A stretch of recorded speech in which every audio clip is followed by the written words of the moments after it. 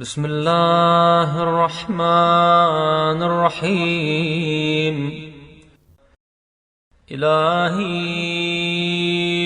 ألبستني الخطايا ثوب مذلتي، وجللني التباعد منك لباس مسكنتي، وأمات قلبي عظيم جنايتي، فأحيي بتوبة منك يا أملي وبغيتي، ويا سؤلي ومنيتي، فوعزتك ما أجد لذنوبي سواك غافرا، ولا أرى لكسري غيرك جابرا، وقد خضعت بالإنابة إليك، وعنوت بالاستكانة لديك،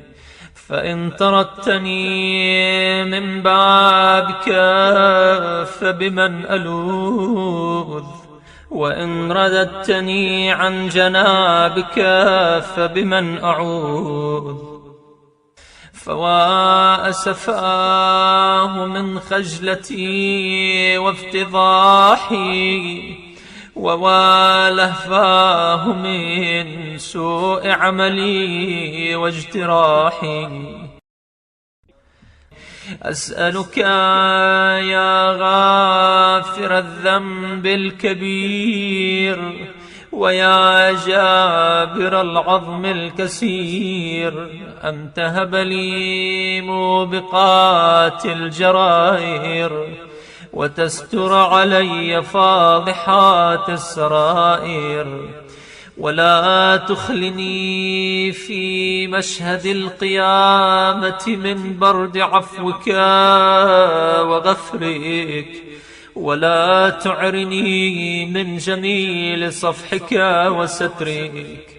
إلهي ظلل على ذنوبي غمام رحمتك، وأرسل على عيوبي سحاب رأفتك.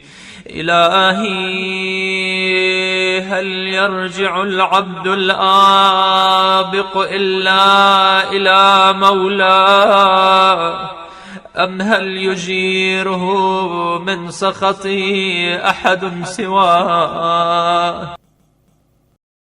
إلهي إن كان الندم على الذنب توبة فإني وعزتك من النادمين، وإن كان الاستغفار من الخطيئة حطا فإني لك من المستغفرين، لك العتبى حتى ترضى. إلهي بقدرتك علي تب علي، وبحلمك عني اعف عني، وبعلمك بي ارفق بي. إلهي أنت الذي فتحت لعبادك بابا إلى عفوك سميته التوبة، فقلت توبوا إلى الله توبة نصوحا، فما عذر من أغفل دخول الباب بعد فتحه.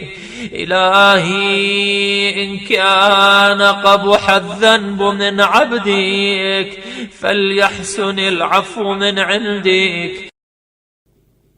إلهي ما أنا بأول من عصاك فتبت عليه،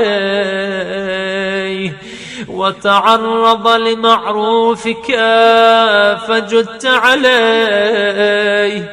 يا مجيب المضطر، يا كاشف الضر، يا عظيم البر، يا عليما بما في السر، يا جميل الستر، استشفعت بجودك وكرمك إليك، وتوسلت بجنابك وترحمك لديك، فاستجب دعائي ولا تخيب فيك رجائي، وتقبل توبتي وكفر خطيئتي بمنك ورحمتك يا أرحم الراحمين.